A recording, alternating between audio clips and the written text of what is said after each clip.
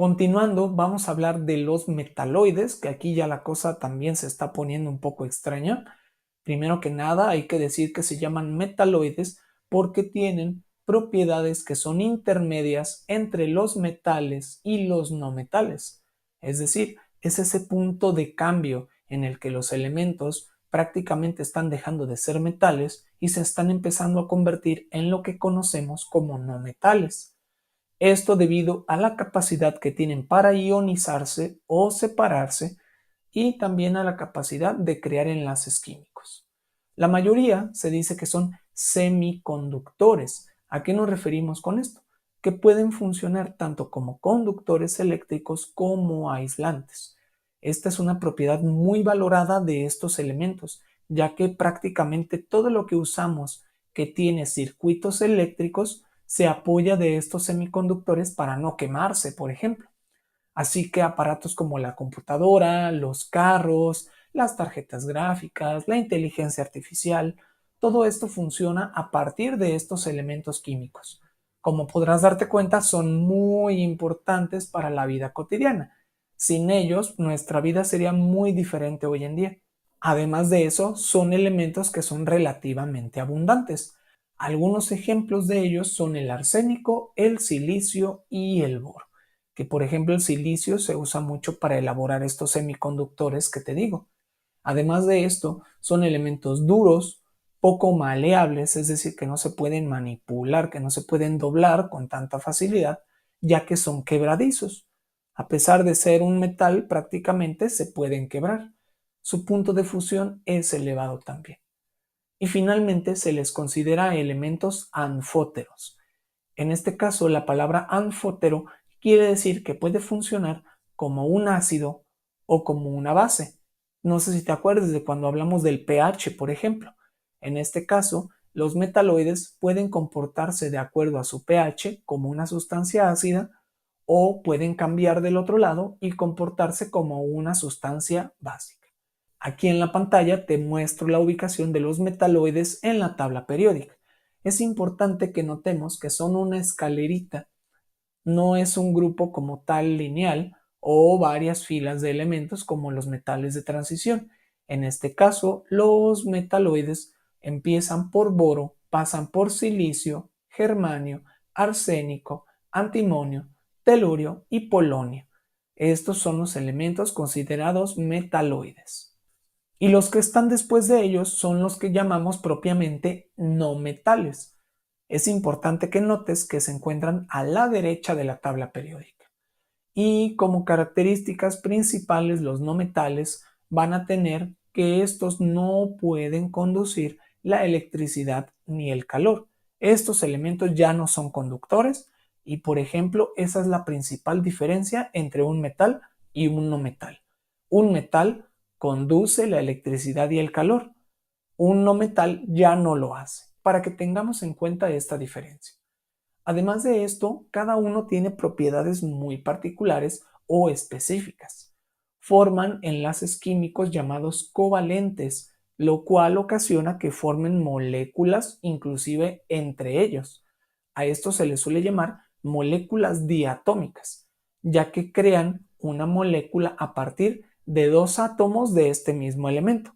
Por ejemplo, el oxígeno, el nitrógeno y el hidrógeno pueden formar estas moléculas diatómicas, es decir, dos átomos de hidrógeno se unen para crear una molécula, pero de hidrógeno también.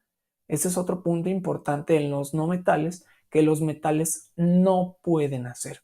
Además de esto, se pueden encontrar en el estado sólido, líquido y gaseoso. Son muy versátiles. Son elementos débiles por lo que no se pueden transformar, convertir, deformar, estirar. No tienen esa facilidad como la tienen los metales para fundirlos, cambiarles de forma, alargarlos, estirarlos, aplastarlos, etc. Además, estos elementos no metálicos se encuentran muy presentes en los seres vivos y nos ayudan a realizar nuestras funciones vitales. Es por ello que son muy necesarios, pero para nuestra supervivencia. Además de que se encuentran presentes en muchos medicamentos y en la gran mayoría de los alimentos se van a estar presentes estos elementos. Aquí en pantalla te muestro cuáles elementos químicos corresponden al grupo de los no metales. Son muy poquitos y a pesar de que son muy poquitos, son grandemente necesarios y son muy importantes para nuestra vida diaria. Por ejemplo, está el hidrógeno, que a pesar de que está en el grupo 1, desafortunadamente forma parte de los no metales. Lo correcto tal vez sería que esté de aquel lado. Pero bueno, en la tabla periódica, debido a su acomodo, está puesto ahí. También vamos a encontrar elementos como carbono, nitrógeno, oxígeno, fósforo, azufre y selenio. Todos estos son elementos muy necesarios para la vida humana y sin ellos prácticamente no podríamos existir. Pasando a otro de los grupos de elementos de la tabla periódica, vamos a hablar de uno que es muy peculiar y en mi opinión son de los que son más interesantes o los que más me gusta estudiar, son los halógenos. Los halógenos se encuentran en el grupo 17, casi al final de la tabla periódica. El nombre de estos elementos químicos significa literalmente creadores de sales, porque estos elementos químicos tienen esa facultad para crear sales al combinarse con otros elementos químicos. ¿A qué me refiero con sales? Pues tal cual lo que nosotros conocemos como una sal, por ejemplo la sal de mesa, es decir, la capacidad de formar estos granitos de minerales con otras sustancias. Por ejemplo, pues la sal de mesa es un compuesto creado a partir de estos halógenos, particularmente del cloro. Estos elementos químicos tienen como propiedades que son muy abundantes en la naturaleza, siendo el cloro y el flúor de los elementos que más hay de los halógenos en el planeta. Estos se encuentran en depósitos en los océanos o en el fondo también de los mares. No por nada el mar es salado. La presencia de elementos como cloro y flúor le da esas características y esa tonalidad al mar. De hecho, la sal, pues como te decía hace un momento, su nombre químico es cloruro de sodio, es decir, cloro y sodio unidos químicamente. Tienen otras aplicaciones también, sirven mucho como medicamentos estos elementos, pero hay otro punto muy importante que te quiero mencionar. También son muy utilizados como venenos. Son elementos altamente peligrosos ya que en cantidades medianamente bajas pueden causar severos daños a la salud de las personas o inclusive puede desvivirlos. Es importante tener cuidado con este tipo de sustancias, incluida la sal de mesa, que parece que es una sustancia muy tranquila y muy inocua o que no nos puede hacer daño. La realidad es que consumirla en exceso también produce muchas enfermedades. Otra característica importante de estos elementos es que también se vuelven altamente reactivos. Aquí la reactividad regresa, hace una especie de curva. Si te acuerdas, los primeros grupos son muy reactivos.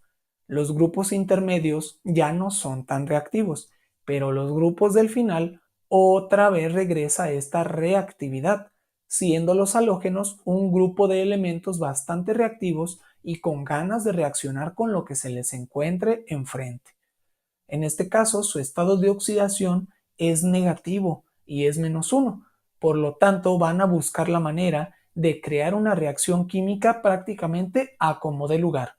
Por ejemplo, el flúor, que es un elemento que forma parte de los halógenos, tiene el premio a ser el elemento más negativo y más reactivo que existe, por esta facultad que tiene de a como dé lugar querer reaccionar con otros elementos. Y por último, hablando de sus coloraciones, generalmente varían desde tonos amarillos, anaranjados y verdosos, siendo el caso del cloro que, por ejemplo, su nombre literalmente significa verde. Por otro lado, también podemos encontrar el yodo, que tiene coloraciones amarillentas o púrpuras dependiendo de su estado de agregación. Y por último, te los muestro aquí en la pantalla. Quiero que te fijes que es el grupo 17, prácticamente el último, y en este caso está formado por los elementos flúor, cloro, bromo, yodo y astato, siendo el astato prácticamente del elemento menos común que hay y pues también no es tan estable como son los demás. En este caso, flúor, cloro, bromo y yodo son los protagonistas de este grupo de halógenos.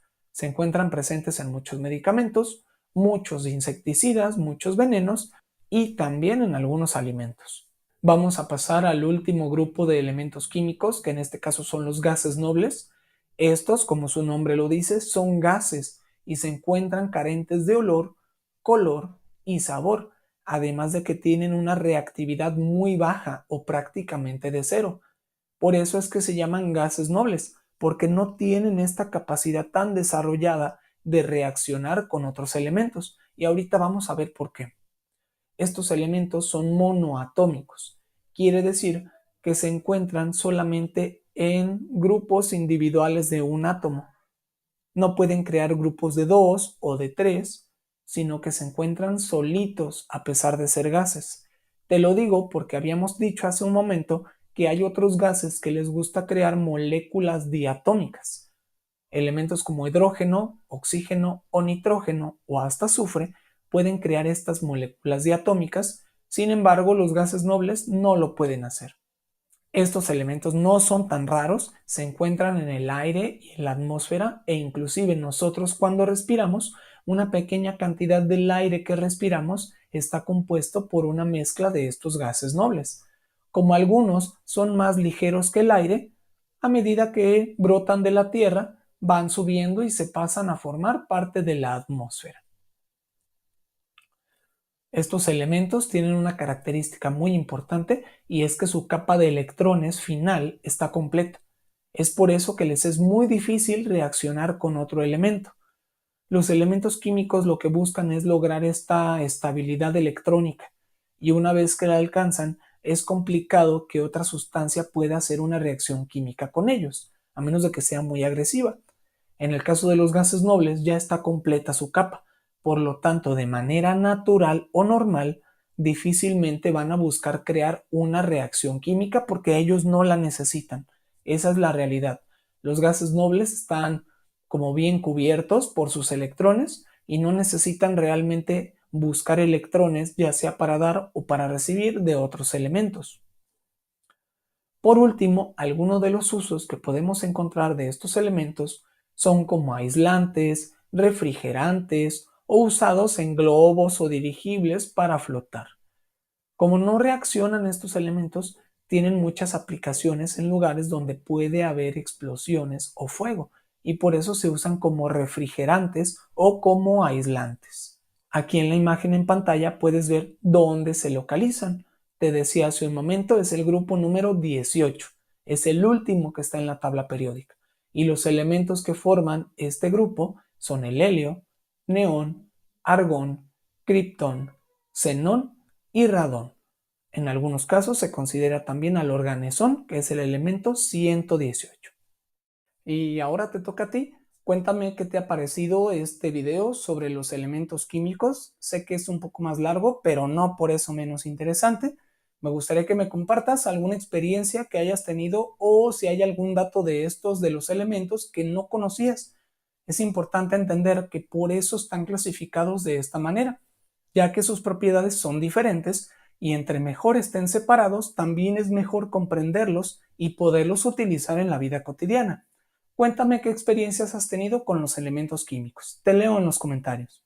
Y con eso llegamos al término de este video. Muchas gracias por haber visto conmigo los tipos de elementos químicos de la tabla periódica, así como sus características. Te pido por favor le des me gusta a este video, lo compartas con esa persona que está estudiando química y a lo mejor no le quedan tan claras cuáles son las diferencias entre elementos como los metales, los no metales o los metaloides, así como los halógenos y los gases nobles. No olvides suscribirte a mi canal si todavía no lo haces para que estés pendiente al contenido que subo cada semana, tanto sobre la educación como los distintos videos del curso de química que ya encuentras disponibles en mi canal. Puedes seguirme en mis redes sociales como Profesor Carrillo. Me encuentras en Facebook, YouTube y en TikTok también. Y sin más que agregar para el video del día de hoy, muchas gracias por tu atención, excelente día y hasta luego.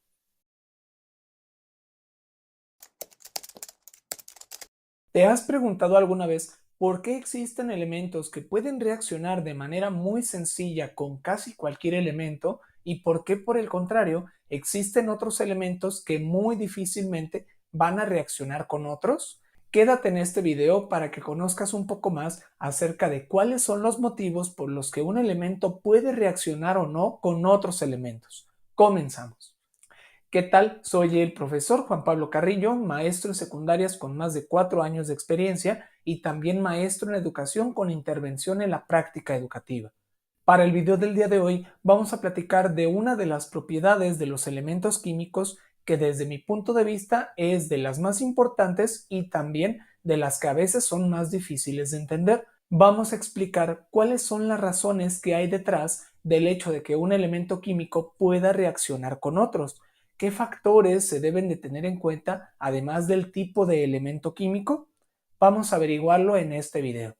Pero antes de comenzar, te pido por favor te suscribas a mi canal si no lo has hecho. Recuerda que vas a encontrar contenido cada semana, tanto del ámbito de la educación en general, así como el curso de química que actualmente ya se encuentra disponible en las listas de reproducción. Continuando con el tema, te decía hace un momento que vamos a hablar de cuáles son estos factores que pueden ocasionar que un elemento químico pueda reaccionar con unos o con otros elementos. Esta propiedad tiene un nombre y es lo que vemos en este momento en pantalla. Es el subtema 3.4 y en él vamos a hablar del carácter metálico, la valencia y la electronegatividad que tienen los elementos. A partir de estos tres nombres que están íntimamente relacionados entre sí, vamos a conocer cómo le hacen los elementos químicos para reaccionar. Si bien sabemos que existe una propiedad llamada reactividad, que ésta nos dice de qué manera puede un elemento reaccionar o no hacerlo, hay otras propiedades que nos dan más información de específicamente cómo ocurre esta reacción química. Y esas propiedades son las que acabamos de ver. Vamos a describir poco a poco cada una de ellas y entender cómo se pueden aplicar en los elementos químicos. La primera, en este caso, hablaríamos de lo que es la electronegatividad de los elementos químicos. Se refiere a la capacidad que tienen los elementos para tomar a los electrones de otros elementos y así poderlos utilizar para crear un enlace químico. Aquí hay dos puntos que son muy importantes cuando hablamos de la electronegatividad. Lo primero es que se basa en tomar los electrones de otro elemento. Es decir, un elemento que es electronegativo siempre va a buscar la manera de tomar los electrones que tiene otro elemento. ¿Para qué? Para así lograr crear lo que conocemos como el enlace químico. Te adelanto porque esto es parte de otro tema, pero es necesario para entender la electronegatividad. Los enlaces químicos están hechos de electrones y estos electrones tienen que provenir de algún lado, ya sea de un elemento o de otro que va a crear esa reacción. En este caso, cuando un elemento es electronegativo, consigue sus electrones a partir de otro elemento. No usa los propios, sino que toma los electrones de alguien más. Por el contrario, hablando del carácter metálico, es la capacidad que tienen los elementos para entregar sus electrones a otros elementos y asimismo poder crear el enlace químico. Es muy importante que nos fijemos que estas dos definiciones son polos opuestos. Por un lado, la negatividad en los elementos hace referencia a cómo pueden tomar electrones. Y por el lado contrario, cuando un elemento tiene este carácter metálico, es la tendencia que tiene un elemento a entregar o ceder estos electrones. ¿Para qué? Para la misma función, para crear un enlace químico. Así que vamos a tener dos lados, los elementos que quieren conseguir electrones y por otro lado los que quieren regalar esos electrones, es decir, entregárselos a otro elemento. Tenemos las dos partes, ¿verdad? Los que quieren dar y los que quieren recibir. Como podrás imaginarte, lo más común que ocurre en la naturaleza es que se encuentren estos dos tipos de elementos. Un elemento que quiere electrones con otro elemento que quiere regalar electrones. Es decir, un elemento electronegativo se va a unir con un elemento que tenga carácter metálico, porque los dos se complementan a sí mismos. Uno quiere regalar electrones y el otro los está buscando. Una vez que el que los está buscando los encuentre y el que los está regalando los puede entregar, ambos van a crear el enlace químico. Y eso es lo que conocemos como reacción química. Parte de lo que hablábamos cuando mencionamos la propiedad de la reactividad de los elementos. Como puedes darte cuenta, están complementándose estas propiedades. La reactividad se une junto al carácter metálico y a la electronegatividad para decirnos cómo forma el enlace químico cada elemento. A partir de eso, es muy fácil saber qué elementos químicos pueden crear una reacción química y cuáles no. Por ejemplo, si yo tengo dos elementos que tienen carácter metálico, estos no van a crear una reacción. ¿Por qué? Porque los dos elementos que tenemos en este caso quieren regalar sus electrones, pero nadie se los quiere quedar.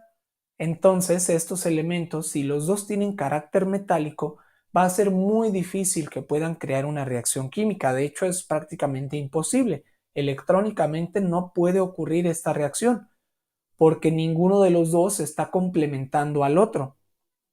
Caso contrario, cuando los elementos son electronegativos y estos se intentan unir entre sí, sí puede ocurrir una reacción. Este es un hecho bastante interesante y es una diferencia entre los elementos que tienen carácter metálico. Estos elementos negativos sí pueden crear un enlace químico con otros elementos negativos. Este es otro tema también más adelante, pero hoy te adelanto que gracias a eso pueden formar un enlace llamado enlace covalente, en el que los dos elementos que son negativos, de una forma o de otra, logran alcanzar esa estabilidad a partir de solamente ser electronegativos los dos. En fin, todavía hay más tela de donde cortar al momento de hablar de un tema tan delicado como es la creación del enlace químico. Pero hoy, y para el alcance de este video, lo vamos a reducir a lo siguiente. Quedamos que los elementos metálicos no pueden crear un enlace entre sí, porque los dos tienen este carácter metálico. No se puede formar el enlace. Pero si tenemos dos elementos electronegativos, sí pueden crear un enlace químico por otras razones. Al final del día logran crear su enlace, tiene un nombre en especial, en este caso se llama enlace covalente. Más adelante vamos a hablar de él con más calma. Ahora lo que te quiero mostrar en la pantalla es esta tabla periódica, pero date cuenta de algo muy importante. Estamos utilizando otro tipo de información para la tabla periódica. Como dicen por ahí, tenemos otros datos. Ahora estamos hablando de la electronegatividad que tienen los elementos. El número que vas a ver en la parte de abajo de cada elemento químico representa la electronegatividad que tiene cada uno de estos elementos químicos.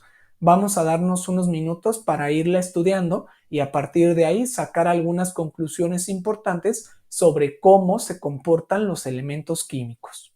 Primero hay que entender que la electronegatividad que tienen los elementos está ordenada de forma tal que se va incrementando conforme avanzamos en la tabla periódica a la derecha.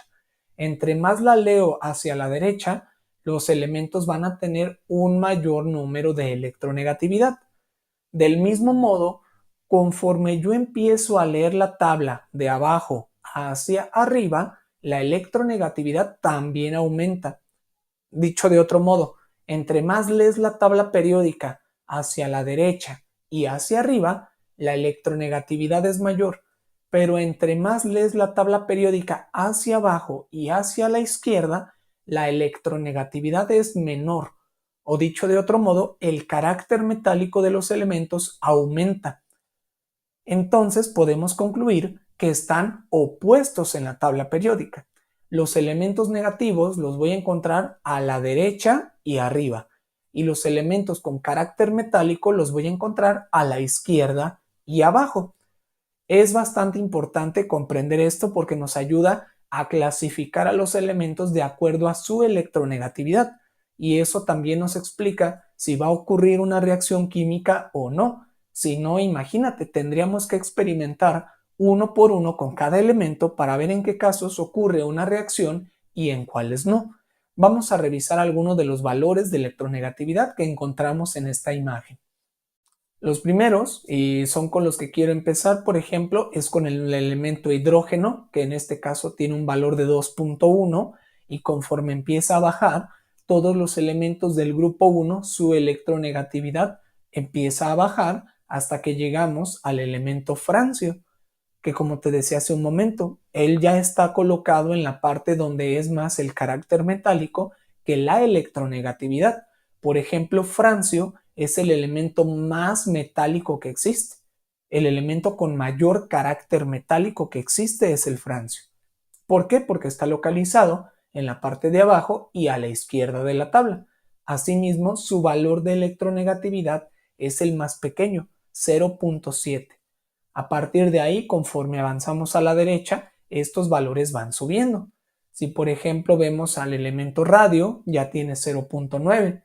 Y si nos pasamos al periodo que está arriba, donde está cesio, bario, por ejemplo, tungsteno, hafnio, renio, ahí vamos a encontrar valores intermedios de este carácter metálico o de esta electronegatividad.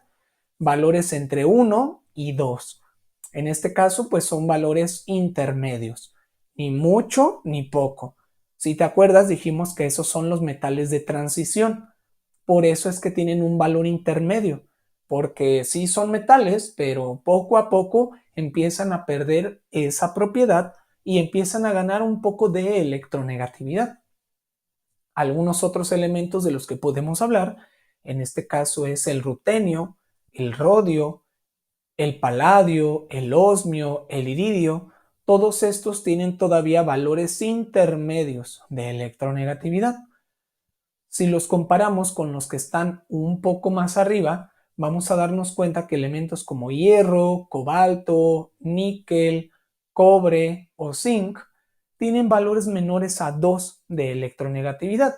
¿Qué quiere decir esto? Que no son tan negativos, sino que todavía se comportan un poco más como metales. Para compararlos con otros elementos, vamos a pasar a ver algunos que están a partir del grupo número 13 hasta el 18. En este caso, todavía tenemos algunos elementos que no tienen un valor de electronegatividad tan alto, por ejemplo, aluminio, galio, germanio, indio, antimonio o estaño, todavía tienen valores de la mitad hacia abajo en la electronegatividad, valores menores a 2. ¿Por qué? Porque estos todavía se pueden considerar metales. Inclusive, si te acuerdas, aquí están los metaloides, que poseen propiedades metálicas y no metálicas. Por eso, en el sentido de la electronegatividad, todavía se parecen mucho. A partir de los no metales, la electronegatividad de los elementos cambia hacia el otro lado. Ya no son metálicos, ahora son más electronegativos. Por ejemplo, elementos como boro, carbono, nitrógeno, azufre, fósforo, selenio, teluro, polonio, ya son elementos que tienen un valor de electronegatividad de 2 o inclusive mayor. Entre mayor sea este número, sabemos que es mucha mayor su electronegatividad. Entonces, de estos elementos, ¿qué puedo yo esperar? Pues dos cosas. La primera es que para crear una reacción química busquen del otro lado de la tabla a un elemento que sea de carácter metálico. O por el contrario, también podrían probar suerte con algún otro elemento electronegativo y también crear otra reacción. Finalmente nos pasamos al grupo de los halógenos, que es el grupo 17, y aquí vamos a encontrar a los pesos más pesados. El grupo de los halógenos tiene a los elementos más reactivos y que les gusta entrarle a las reacciones a como dé lugar. Por ejemplo, dijimos que está en este caso astato, yodo, bromo y cloro, todos con valores de electronegatividad mayores a 2, e inclusive el cloro que ya tiene un valor de 3 de electronegatividad, lo cual ya es bastante alto considerando que el máximo es 4. Y finalmente, como ya te había dicho en otro video, tenemos al rey de la electronegatividad. El elemento más negativo que vamos a encontrar en la tabla periódica es el flúor. El flúor es el elemento que posee más tendencia a crear estos iones y a esta electronegatividad, todo con tal de buscar cómo crear una reacción química. El flúor es un elemento muy agresivo, químicamente hablando.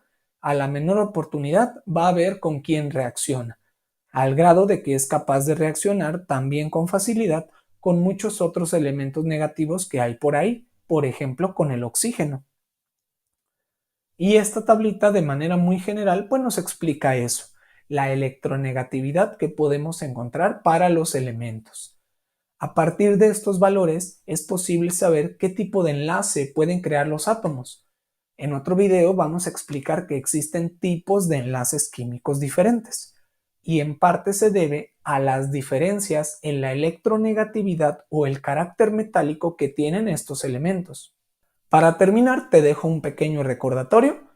En la tabla periódica y en la química, los elementos electronegativos generalmente van a buscar a uno con carácter metálico para crear una reacción, es decir, que un elemento pueda entregar sus electrones para que el otro los pueda recibir.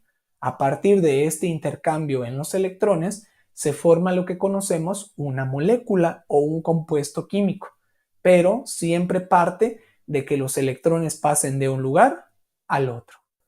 Y ahora te toca a ti. Me gustaría saber tu opinión de este tema que acabamos de ver. ¿Sabías que existía el carácter metálico o la electronegatividad en los elementos?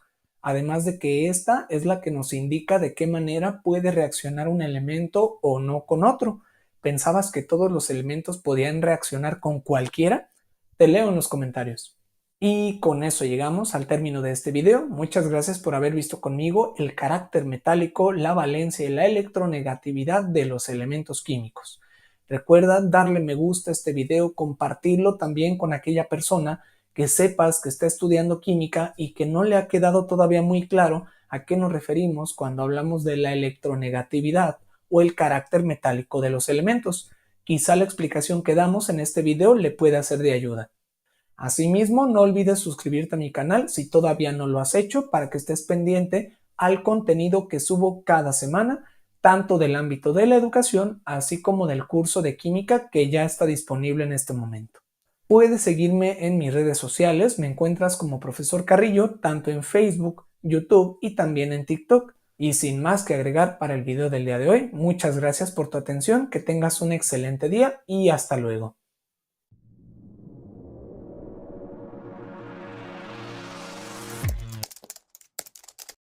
¿Te imaginas que fuera posible que existiera una versión alternativa para cada uno de los elementos químicos que existen? Algo así como si hubiera un multiverso donde podemos encontrar a los elementos, pero también versiones diferentes de ellos. Pues resulta que es realidad y existe en este mismo universo. Quédate en este video para que conozcas más al respecto. ¿Qué tal? Soy el maestro Juan Pablo Carrillo, maestro en educación con intervención en la práctica educativa y también maestro en secundarias con más de 4 años de experiencia. Para el video del día de hoy quiero platicarte un poco acerca de estas versiones diferentes que podemos encontrar de cada uno de los elementos químicos que existen. Resulta que no todos en el universo son exactamente iguales y a pesar de que es el mismo elemento químico, podemos encontrar algunos átomos con ligeras diferencias entre ellos. Pero antes de que entremos en materia, quiero pedirte por favor te suscribas a mi canal si todavía no lo has hecho. Recuerda que vas a encontrar contenido cada semana y es muy probable que más de algún video llame tu atención. Y volviendo al tema, te decía hace un momento que existen versiones diferentes de los mismos elementos químicos que actualmente ya encontramos en la tabla periódica. Estos reciben el nombre de isótopos. Resulta que en el universo no todos los átomos de los mismos elementos son iguales entre sí y hemos podido encontrar algunas diferencias entre ellos. Estas diferencias nos han permitido clasificar a los elementos entre los átomos de un mismo elemento, pero también hacer una pequeña separación entre estas versiones casi iguales a los elementos llamadas isótopos. Vamos a revisar un poco de cuáles son sus características, además qué aplicaciones pueden tener en la vida diaria el conocer estos isótopos. Lo primero sería lograr definirlos. ¿A qué nos referimos exactamente cuando hablamos de los isótopos? Los isótopos son variantes de un mismo elemento químico que poseen el mismo número de protones en su núcleo, pero con la diferencia particular de que otras partículas llamadas neutrones son las que son diferentes. Esto es parte de lo que se ve en física generalmente, donde podemos ver que los átomos poseen en su núcleo dos partículas subatómicas, los protones que aportan la carga positiva al elemento y los neutrones que componen parte de su masa. Entonces, un isótopo va a variar a un elemento químico por la cantidad de neutrones que va a tener.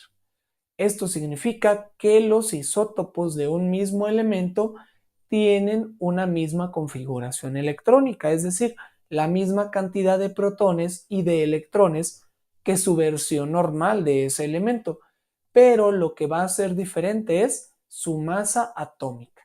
¿Por qué va a ser diferente su masa atómica? Muy simple, porque tiene una cantidad de neutrones mayor.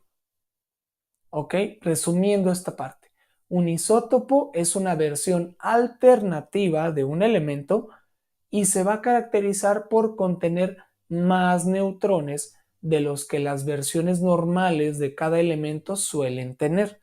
Como tienen más neutrones, tienen una cantidad de masa ligeramente mayor, es decir, son un poco más pesados, a diferencia de los elementos normales de la tabla periódica. Y por lo tanto, como son versiones ligeramente diferentes de ese mismo elemento, solamente va a variar la cantidad de neutrones que estos tienen y también van a tener una estabilidad diferente. Como no son la versión más estable de estos elementos, suelen tener una vida distinta, generalmente más corta, y esto es debido a su inestabilidad. Pero de todas formas suele haber isótopos de estos elementos que tienen vidas relativamente largas y eso nos ha permitido poderlos estudiar y aplicar con mucha mayor facilidad. Aquí en la pantalla te muestro un ejemplo que es el caso del elemento hidrógeno, el número 1 de la tabla periódica. Por ejemplo, si hablamos del hidrógeno, podemos encontrar a la versión normal de hidrógeno, que es la que tiene un protón, un electrón y no posee neutrones, pero podemos encontrar dos versiones alternativas. Una versión que posee un neutrón, además de lo que normalmente posee, un electrón y un protón, pero podemos encontrar otra más que en lugar de tener un neutrón tiene dos. ¿Qué quiere decir esto? Que tenemos tres versiones de hidrógeno. La primera y la más usual, que está en la tabla periódica, que posee cero neutrones. Existe un isótopo que posee un neutrón y existe otro isótopo que posee dos neutrones. Por lo tanto, existen tres versiones del mismo elemento, solo que cada uno con estabilidades diferentes, siendo el primero de estos el más estable de los tres. Y retomando esta propiedad de la estabilidad es la que nos permite clasificar a los elementos y a sus isótopos. No tendría caso que en la tabla periódica hablemos de los elementos como tal a partir de sus isótopos si realmente no son elementos tan abundantes ni tan estables. Por eso la tabla periódica digamos que los toma en cuenta, pero a final de cuentas nos habla de la versión del elemento que es más abundante y también más estable en la naturaleza. Debido a esto podemos tener tres clasificaciones. Los isótopos estables, que son aquellos que no se desintegran, es decir, son capaces de conservar su forma y su configuración de manera normal y además mantienen su estructura química. ¿Qué quiere decir esto? Que estos elementos no se descomponen o no se desintegran, es decir, no se separan en sus partículas. Tenemos una segunda clasificación que en este caso habla de los isótopos radiactivos. En este caso son los que se desintegran poco a poco y además emiten radiación. Esto quiere decir que ya son versiones de los elementos que no son tan estables, no tienen una vida tan larga y por lo tanto con el paso del tiempo se van a desintegrar, se van a descomponer en sus partículas subatómicas. El último caso de estos isótopos son los isótopos radioactivos. La palabra es muy similar, solo que ahora es radioactivos. En este caso son elementos que son aún más inestables y por lo tanto rápidamente se van a descomponer. Generalmente también son elementos que emiten radiación, por lo tanto no los vamos a encontrar de manera muy común en la naturaleza. pero hay que tomarlos en cuenta de todas formas porque al fin y al cabo son versiones ligeramente diferentes de los mismos elementos químicos. Gracias a que conocemos su estabilidad, pues es más fácil también estudiarlos, clasificarlos, además de eso entender qué aplicaciones se les podrían dar. Por ejemplo, piénsalo un momento, ¿qué beneficios podría tener a lo mejor para el ser humano conocer versiones diferentes de un mismo elemento que generalmente son inestables y que además emiten algún tipo de energía radioactiva? Pareciera que no pueden tener ningún uso, ¿verdad? Sin embargo, sí lo pueden tener. Una pregunta que puede ser muy común o se nos puede ocurrir a la medida que estudiamos a los isótopos es preguntarnos, bueno, ¿cuántos existen entonces? ¿Cuántos isótopos tiene cada elemento? ¿O cómo funciona esta parte, no? Pareciera un poco misteriosa y la realidad es que sí, sí lo puede ser. Para conocer los isótopos que existen de cada elemento, la realidad es que hay que estudiar muestras de cada elemento. Y al estudiarlas en un laboratorio podemos definir cuántos isótopos se pueden encontrar para cada uno de los elementos. Hasta ahora experimentalmente ya se han demostrado muchísimos isótopos de todos los elementos químicos que existen. Obviamente hay que mencionar que de algunos hay más, de otros hay menos. Entonces, a partir de esto, pues la realidad es que todos se pueden consultar en tablas. Aquí te dejo en pantalla algunos ejemplos de algunos isótopos que pueden existir. Está, por ejemplo, el caso de hidrógeno que te mencionaba hace un momento. Tenemos tres versiones diferentes de él. Inclusive les pusieron nombre. Para hidrógeno, su versión normal conserva su nombre original, pero para los otros dos isótopos ya tenemos que se pueden llamar deuterio, que es el isótopo que posee un neutrón, y tritio, el isótopo que posee dos neutrones. Además, en esta tablita podemos ver cuál es el porcentaje aproximado de abundancia de cada uno de estos isótopos, viendo que del primer elemento hidrógeno es prácticamente el 99% de ese elemento. Y hablando de deuterio, es un porcentaje bastante pequeño, 0.015%. Y por último, hablando del tritio, la realidad es que es un porcentaje aún más pequeño. Con esto quiero que te des cuenta que algunos elementos tienen isótopos y son realmente raros de encontrar. Tampoco es que para todos los elementos vayamos a encontrar una cantidad muy abundante de cada uno de estos isótopos. Es como si en Pokémon encontráramos ese Pokémon shiny o brillante, ¿no? Esa versión diferente a los elementos químicos que se encuentran con normalidad. Te comparto también el ejemplo de cloro. En este caso, cloro tiene dos isótopos y podemos ver que en este caso los porcentajes están un poquito más balanceados. Tampoco demasiado, pero ya es un valor mucho más alto. En este caso, el isótopo habitual que encontramos de cloro, 35, ya tiene un 75% de abundancia. Por el contrario, el otro isótopo de cloro, que es cloro 37, ya tiene un 24% de porcentaje de encontrarlo.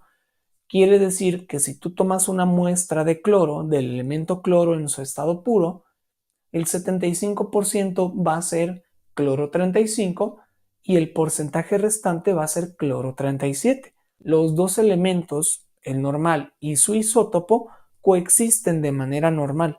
Quedamos que la diferencia es meramente la masa que estos tienen, pero no hay alguna otra diferencia en cuanto a su comportamiento químico o a su apariencia. Al fin y al cabo sigue siendo cloro, pero con una cantidad de neutrones ligeramente mayor. También está en este caso el caso del aluminio, y así podríamos hablar de cada uno de los elementos químicos. Hay algunos que tienen menos isótopos y otros que tienen más. En algunos casos van a ser más abundantes y en otros casos menos. Al final de cuentas, lo que es importante en este caso, pues es estudiar cada uno de los elementos y ver cuántos isótopos se podrían encontrar. Aquí te muestro otros tres elementos para que terminemos de hacer una comparación muy breve. Por ejemplo, si hablamos del elemento titanio, podemos ver que tiene 5 isótopos. Y en este caso también podemos darnos cuenta cuál es el que tiene mayor abundancia. Hay un isótopo de titanio que tiene 73% de abundancia y el porcentaje restante se reparte entre los isótopos que existen de este elemento. Otro caso también aquí está el de circonio, que también se encuentran muchos isótopos de este elemento. Existe el más abundante, pero a partir de ahí existen los que no son tan abundantes y estos son considerados los isótopos de ese elemento. Por ejemplo, el isótopo más común en este caso de circonio tiene 51% de abundancia, pero los demás se reparte aproximadamente un 10% para cada uno, con la excepción del último, que es el menos abundante, que tiene un 2.8% de probabilidad de que sea encontrado también ese isótopo. O no de probabilidad, sino de abundancia. Al fin y al cabo, esto es una cuestión estadística, ¿no? El encontrar a ese isótopo o no en una muestra de este elemento. También podemos ver el caso de carbono, que también conocemos al elemento carbono y dos isótopos de este mismo, carbono 12, carbono 13 y carbono 14, siendo carbono 12 el elemento más común de estos tres. Y así podríamos seguir. La verdad es que habría que revisar elemento por elemento, ver cuántos isótopos tienen, cuál es su abundancia, y ese es un trabajo también ya bastante largo que para los fines de este video, que es meramente que conozcas cuáles son los isótopos de los elementos, pues tampoco tiene caso. De todas formas, te invito a que los puedas investigar en internet si tienes más curiosidad de cuáles son los isótopos de cada uno de los elementos que existen en la tabla periódica y en el universo. Finalmente, ¿para qué podrían usarse estos isótopos, no? Después de revisar las tablas y ver que hay muchísimos isótopos, algunos más abundantes, de otros que hay cantidades casi despreciables, ¿no? Que son mínimas, resulta que sí tienen uso estos elementos. Se aprovecha en particular esa propiedad que tienen de emitir algún tipo de energía o de radiación. Como estos elementos emiten energía, es muy fácil medirla y detectarla. Es por ello que a estos elementos se les puede seguir la pista. Podemos saber qué hacen, hacia dónde van, gracias a la energía que emiten, a diferencia de las versiones normales de los elementos que no suelen emitir esta energía porque no se descomponen. Entonces vamos revisando algunos usos que pueden tener los isótopos. En la medicina se pueden utilizar para la detección, el tratamiento de enfermedades, así como por ejemplo en las tomografías o en la terapia con radiación.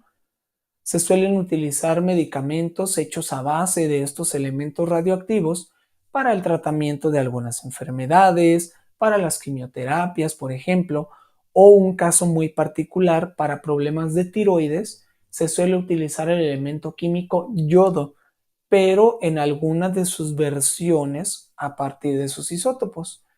También se puede utilizar en la industria para la datación de restos arqueológicos, esto quiere decir para estimar cuánto tiempo tienen aquí en la Tierra. Dicho de otro modo, para detectar qué tan antiguos son. Por ejemplo, si tenemos una muestra de huesos de algún ser vivo, se puede utilizar, por ejemplo, la prueba de carbono 14 para conocer cuánto tiempo llevan esos huesos de ahí emitiendo a lo mejor ese tipo de radiación. Esto nos ha permitido conocer más o menos cuánto tiempo tienen los seres humanos en el planeta Tierra, por ejemplo, a partir de fósiles o restos que son encontrados y se estudian con esta prueba del carbono 14, que es un isótopo del carbono, por ejemplo. También se puede utilizar en la agricultura para la mejora genética de los cultivos y la nutrición de las plantas. Se les puede poner abono con algunos elementos radioactivos o isótopos en el fertilizante a las plantas y esto ha permitido conocer de qué manera las plantas absorben y utilizan estos nutrientes. Y a partir de ello, pues crear fertilizantes más útiles, con mayor cantidad de nutrientes, que tengan una mayor duración y que ayuden a las plantas a tener un mejor crecimiento. Y también, si hablamos de la geología, de esta ciencia que estudia la Tierra, ¿no?, y el planeta como tal, se utilizan para la datación de rocas y la reconstrucción de la historia de la Tierra. Como te decía hace un momento, se pueden tomar muestras de piedras, de minerales, de tierra, y a partir de estos isótopos que son emitidos, ¿no?, la energía que emiten estos elementos, tratar de estudiar cuál es su antigüedad. Eso ha ayudado muchísimo a conocer, por ejemplo, cuál es la edad de la Tierra. Si no, ¿cómo pensabas tú que podíamos saber cuánto tiempo tiene que existió cada una de las distintas especies, ¿no?, de seres humanos que ha habido a lo largo de la historia? Resulta que la energía que emiten estos isótopos nos ayuda mucho a medirla, y dependiendo de estas mediciones podemos saber qué tan antiguo o qué tan reciente es algún tipo de elemento químico, por ejemplo. Y ahora te toca a ti. Cuéntame si ya conocías los isótopos de los elementos químicos, si creías que era posible que existieran estas versiones alternativas, no versiones malvadas, tampoco lo vamos a decir así como en las películas, sino versiones diferentes de los elementos. ¿Para qué crees que se podrían utilizar? ¿Qué otros usos crees que podría tener un elemento que emite energía radioactiva y que esta energía es posible que la podamos medir? ¿Qué otro uso le podríamos encontrar? Te leo en los comentarios. Y con eso llegamos al término de este video. Muchas gracias por haber visto conmigo los isótopos de los elementos de la tabla periódica. Recuerda darle like a este video, suscribirte a mi canal si todavía no lo has hecho, y también por favor compártelo con aquella persona que sepas que está estudiando química y tal vez no conoce los isótopos.